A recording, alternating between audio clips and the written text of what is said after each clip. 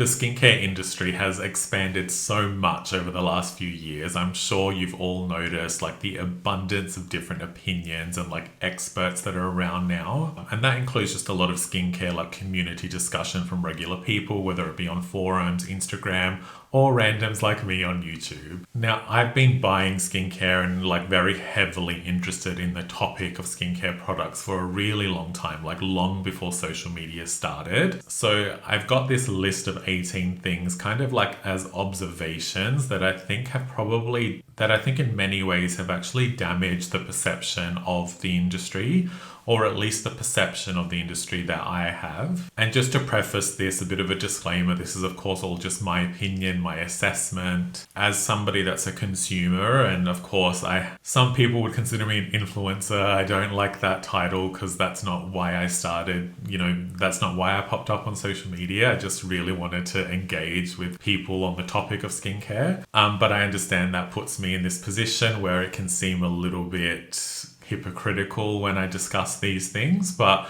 ultimately I do consume content as well. So even though you might be watching me, I watch other people. So I think that allows me to comment a little bit on what I think is happening in the industry. I will also warn you that I do not drink the Kool-Aid of skincare experts. I think a lot of them are very self-serving, very egotistical, and too many of them, including doctors, estheticians, make a lot of content just for the sake of content and for the sake of clickbait, and that they don't actually care about passing on correct or relevant information. There's a concept called authority bias, where if I'm saying something to you, you know that it's just my opinion, so it's going to be less relevant and less harmful. But if a doctor is saying something, or if another skincare professional is saying something, you're more likely to take it as factual. And that kind of imbalance is problematic when a lot of these people are really in it for their own benefit. So I will touch on some of this and how I think the industry has changed because of it, along with a few more frivolous points, so this video won't be too deep.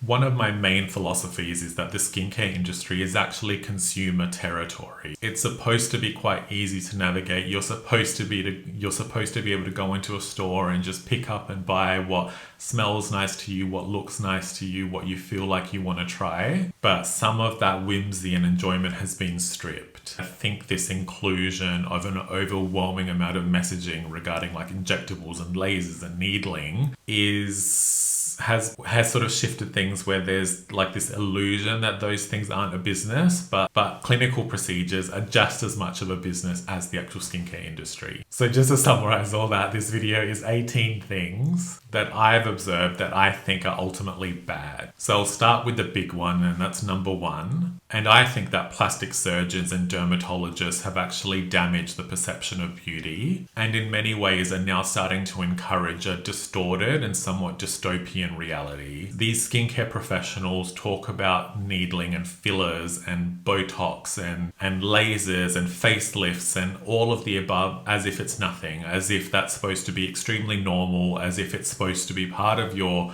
monthly, daily routine. And I just don't think that's normal at all. This is particularly frustrating because I think there's been this real shift away from medicine into aesthetics. So doctors once cared about skin health, and now all they care about is perfect looking skin instead. And that is such an unattainable goal. They're kind of acting like walking and talking Photoshop. It's like, God forbid there's a smile line or somebody has unfilled lips. Like, what a travesty. And I also want to stress that this is absolutely not a commentary on any person or any people that get these treatments. For some people, it's just what gives them a boost of confidence. It's something they've always wanted. I'm totally on board with that, and I believe anybody should do anything that makes them happy. I'm really coming at this more so from the pressure that has been created. It just didn't exist before. And I think it's particularly bad because the pressure is now coming from medical professionals, whether it's a dermatologist or a plastic surgeon, as I said. They're now all in it to enhance their own reputation, to boost their own clinics financially, without necessarily actually passing on real risks that are involved and real maintenance costs. Plus, you can actually search this yourself, but a lot of pharmaceutical companies that make fillers and so on, they pay lots of doctors a lot of money to do talks and attend all these events. But really, these are all just ways of selling the products onto the public to benefit these companies. They are not actually willy-nilly procedures. There can be serious ramifications that we don't see. And I think it's really bad that people are starting to feel pressure from professionals. In my opinion, you should not be able to go to a shopping mall and get injected in the face. And the public should not be sold to on social media at all. There should be no glamorization of procedures. These are medical things that should be a personal decision driven by the person. It's just all so weird, and I've lost so much respect for so many doctors, and I think plastic surgeons especially are very predatory. Number 2 is this influx of health content on social media. Everything from how certain skincare products are potentially harmful for you, how certain diets are potentially harmful for you. The fact is, healthy and unhealthy is a spectrum. It is absolutely unhealthy to worry about everything that you're consuming. That only leads to stress and probably further amplifies any potential issue. And healthy is understanding that everything is usually okay in moderation. And we have toxicologists working worldwide on every piece of consumer-facing good to ensure that risk is calculated for you. A random social media expert, a random social media podcast, these people have absolutely no right, no standing to suggest that something that you're consuming is going to be inherently bad. They don't understand that the dose makes the poison. They don't understand risk versus hazard, and how insulting that they just discount the work of actual real scientists because they're usually selling an alternative themselves. Most people on social media throw around the word toxic and they actually have no idea what it means, and it's such a perfect example of the way society has degraded, and people now value absolute lunatics that have no right to say what they're saying instead of genuine experts that are out there and spend their whole lives trying to protect you. It's very frustrating. And I think these people should get offline, if not, maybe criminalize it. Number 3 is kind of related to the first point, and that's that laser companies and injectable companies actually hold conferences. But these things are ultimately just sales pitches for physicians and other skincare professionals. They get sold to on the next best device. They get incentives to stock and use the next best device. And ultimately, it's your face that is being used as a testing playground to see how relevant these devices end up being. I always consider it a big red flag whenever a doctor or skincare professional is so focused on one single brand. There is always a financial incentive behind that. And that's just not the way it should be. If you're somebody that's working in a public-facing role, that is your privilege to do that. That is the bare requirement of ethics. Tons of equipment that is now used in a clinical setting ends up having very little evidence behind it and very little actual clinical relevance. Often we end up with really short-term outcomes and really high ongoing costs. But the public, like, we are always told these things are miraculous skin-changing devices. If that were true, like you've probably seen on social media, but a lot of these influencers and stuff keep going back, they keep trying different ones. It's because that's a business too. There's not one magic bullet. Of course, some of these devices work really well. Some people will need a laser to zap a certain red vein, whatever it is. I'm not saying they're useless. It's just that the abundance of them and the prevalence at which they're sold to the public is now way overboard. Moving on to number 4, and this is still related, but it kind of summarizes everything that I'm trying to say, and that's that doctors have ruined their own reputation by trying to act like influencers. Fiction over fact is how way too many of them operate. They care more about engagement and clickbait than actual science communication, and that's just not how it should be. If you actually take a moment to look through comments on Instagram, for example, you'll see that a lot of these doctors have formed cliques. They each comment on each other's videos. Usually the commentary is useless. They probably don't even watch the content. It's just this way of forcing engagement to prop up derms. The American Academy of Dermatology themselves is obsessed with social media, so they only care about inflating their own industry, but they've lost the actual core of its existence, which is medicine. So many doctors pick one headline from an article they've read. They don't vet anything. They don't actually check the study thoroughly. Some of them aren't even competent enough to understand a study thoroughly. And that's how we've ended up with some doctors talking about rosemary oil. Some of them talk about how hyaluronic acid is bad. And some of them are still questioning the safety of chemical sunscreens. Like, it is lunatic lunacy what some of these medical professionals will say just to get views. It's bullshit for clicks. Number 5, now turning it away from medical professionals because I've been ragging on them a bit, but influencers are also a problem. Influencers have ruined their reputation and they've started to act like spokespeople for brands instead of maintaining some level of independent thought. When I first started watching influencer content, it was much more relatable, much more honest, sincere, genuine, whatever word you want to use. Influencers were kind of like the checks and balances of the industry. They would actually show you textures, give you honest feedback as to how something would work and look. But this has now shifted to any and every influencer just waiting for the next email in their inbox, for the next brand sending them a PR kit, offering them an ad where they're not even communicating their own thoughts. It has reduced organic discovery, meaning that everybody is just seeing the same brands over and over again. I feel like it has ruined the fun, and it has overall just made it more of an untrustworthy experience. Now, I'm also not suggesting that influencers shouldn't do ads or that these shouldn't work with brands, because ultimately brands benefit from a lot of this content, so that would be unfair as well. I'm mainly just suggesting that I wish there was a little bit more of a balance. There are certainly some influencers that, they don't buy anything themselves ever. They don't ever bother to look for products or try things that they're not being sent for free. And as an influencer, I think there is a responsibility to still act as a consumer and be a person and look out for things that maybe other people aren't featuring. So yeah, I guess I just wish there was a little bit more of that honest product discovery still occurring. Number 6 is a bit related to the health comment that I made earlier, but that's that 99% of what wellness influencers say is absolute bullshit. The appeal to nature, the fear of synthetics, fear of certain ingredients or entire classes of ingredients, basically clean beauty. It's all thoroughly wrong and made up only for marketing reasons. It's illogical. It doesn't benefit any person.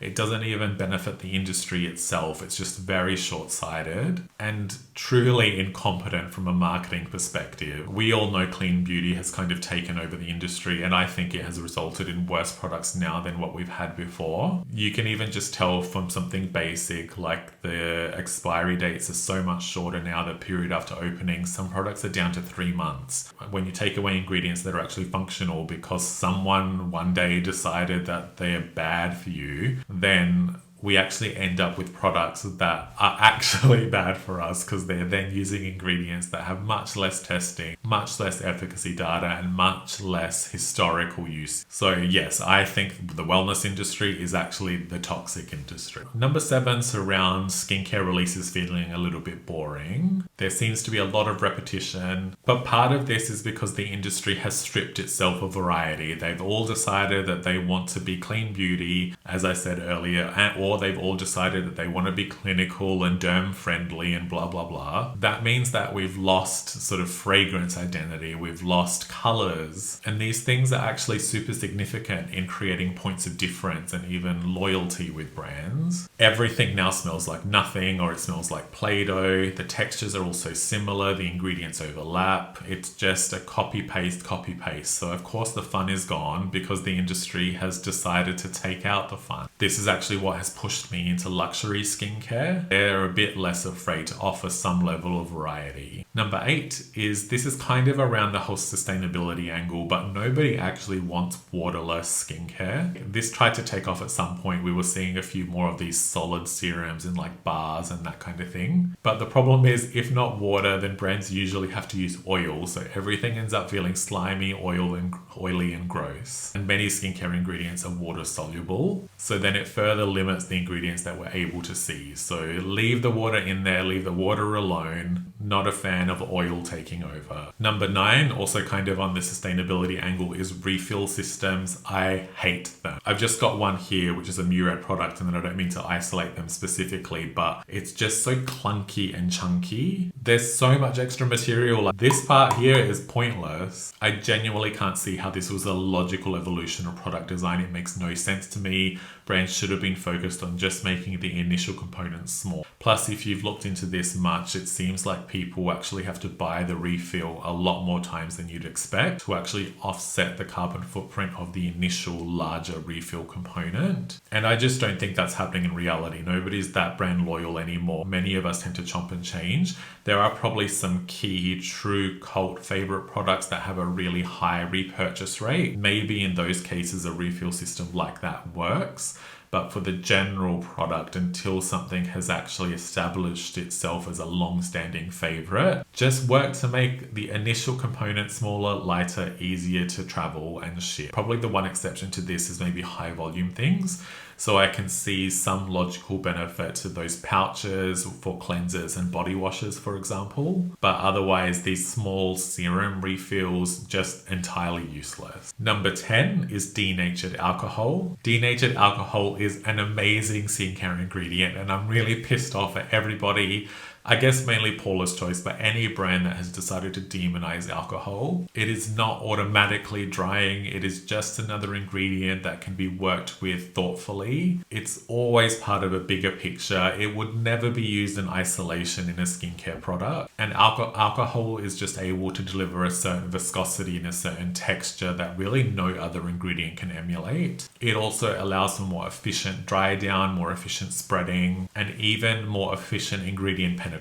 We have worse products now than we did when alcohol was used more widely. And really that's the theme of this video, is I think we've stepped so far outside of what was common that now people are just looking to do things differently for the sake of it with no actual benefit.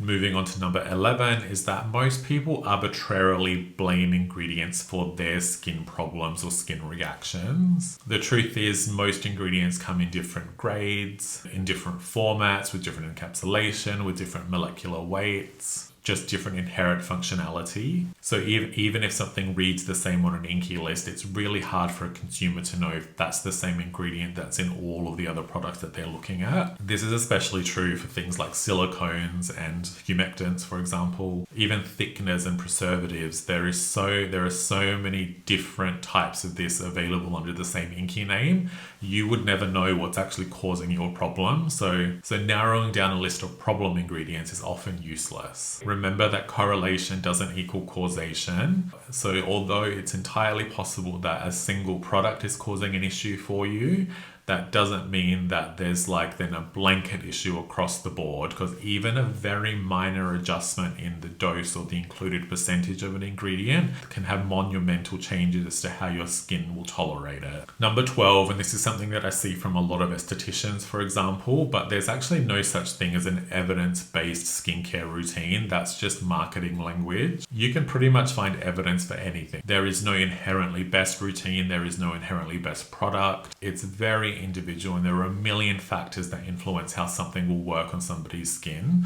or even the products that they would need or benefit from. The only way to really form a skincare routine and to figure out what might work best for you is unfortunately to try the product. You can't really listen to one voice. It's sort of about expanding your horizons, maybe picking up a few tips and trips from lots of different people, and then seeing what implementing those things actually has on your own routine. But anybody that's suggesting that just cleansing, moisturizing sunscreen is all you need to have good skin, that's such a simplistic view, and those people are normally the ones that are then in the background getting needles, lasers, injectables. So yeah, maybe for them a 3-step system is fine, but if you're relying on topical products to solve a lot of your skincare concerns, there's probably a little bit more exploration and a little bit more trial and error you need to do. Number 13 is around global operations, and it's kind of a pet peeve of mine when brands release a product but they don't have the same release date everywhere. It can't be that hard, because there are many brands that do release their products worldwide, on the same day. Or fine, within a couple days, I'll give them some slack. It's just so weird to me when brands have a staggered release schedule, because it's their product. It's under their control as to when they want to release it. So for example, if registration in the EU is taking a little bit longer, well, why don't you hold on to that product release for another 6 months and work on improving stability, so that when the product can actually come out everywhere, we not only have a better, safer product, but we can all buy it at the same time. Now, this is a slightly simplified approach because I understand brands have agreements with certain retailers where maybe they have exclusivity windows and all that nonsense. I'm really talking about it from a consumer perspective and what I would like to see. It's not my business what brands want to do for their business reasons. That's their selfish concept. And honestly, it does mostly seem like US brands are responsible for this. They're always launching things in the US first. It takes months and months to get them anywhere else. The US is the biggest market, so I understand lots of brands don't really focus on international because they're already working within the bigger market. But at some point, they need international to grow the brand, and they need international to keep scaling the brand.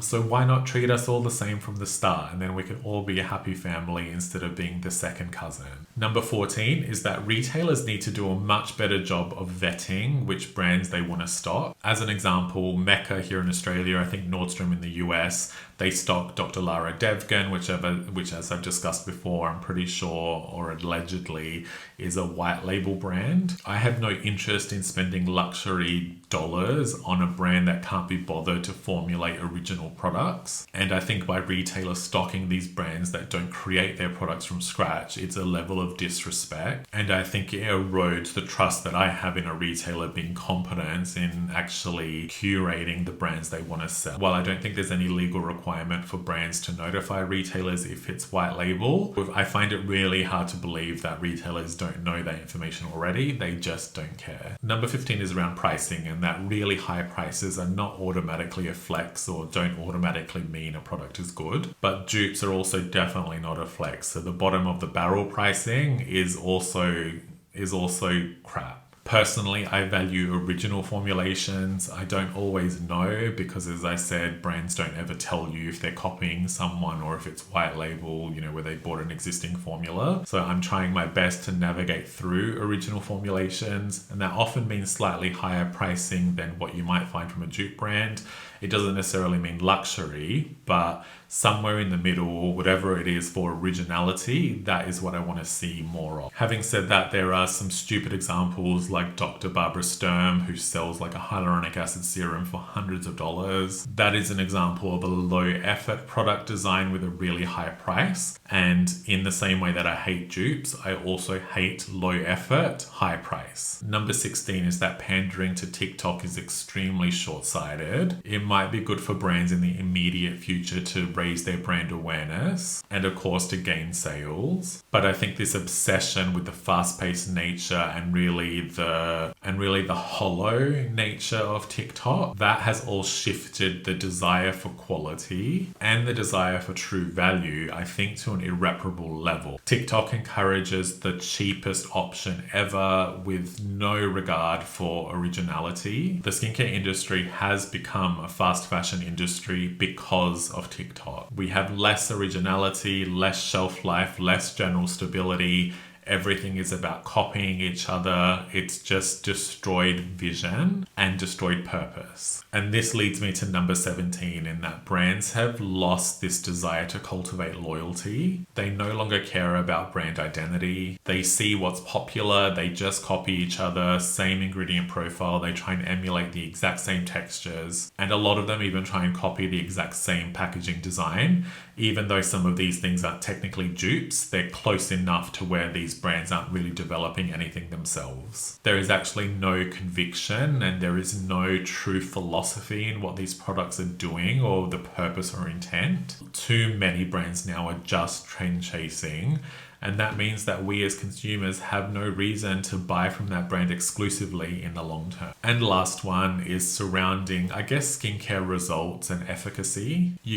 I don't think you can view the skincare industry or skincare products as entirely functional, but I've seen some doctors and some skincare professionals suggest that skincare products are entirely useless. We all benefit from considering skincare as somewhere in between. Skincare products probably do excel at preventing mitigating and really delaying skin issues rather than like outright correcting or reversing certain signs of damage. So yeah, it's not true that skincare ingredients don't work, but it's also not true that they're as miraculous as brands would like us to believe. And unfortunately, really large, lavish, grand claims are easy to achieve within the cosmetic industry.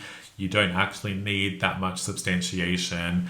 And I've even seen like a lot of cosmetic chemists and a lot of doctors suggest that you should then look for brand testing to figure out what their results show in terms of the efficacy of a product. But the truth is, brands can cheat a lot of these test results. A lot of brands put in cosmetic ingredients with like pigments and pore filling things that temporarily give a skin improvement.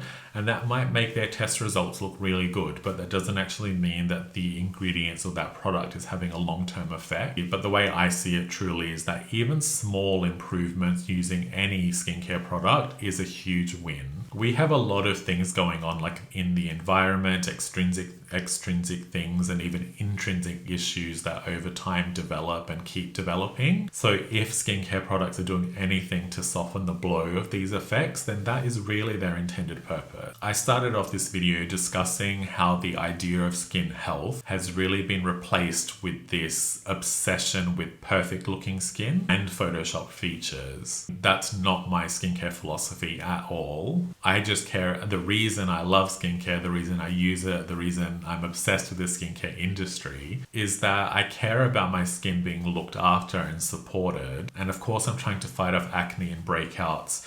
And I do want my pores to look smaller, and I want to try and delay the onset of deeper wrinkles. But that all comes from a place of general skin health, reasonable maintenance. I don't want to get to the point of obsession with how my skin is reacting or looking. And the whole reason then for filming this video, I'm just trying to pass on or encourage, a more reasonable relationship that you have with yourself in the mirror. And I think that a lot of messaging that's coming from doctors, estheticians, influencers is actually really damaging. Well, that's it for this video. Let me know if you have your own feedback to share. As I said at the start, this is very much just my observation and my perception of the industry. I'm not saying it's factual in any way. This is just me running my mouth because it's something I do sometimes. Thank you for watching. Please don't forget to like and subscribe if you want to join me in the next video, and I will see you next time.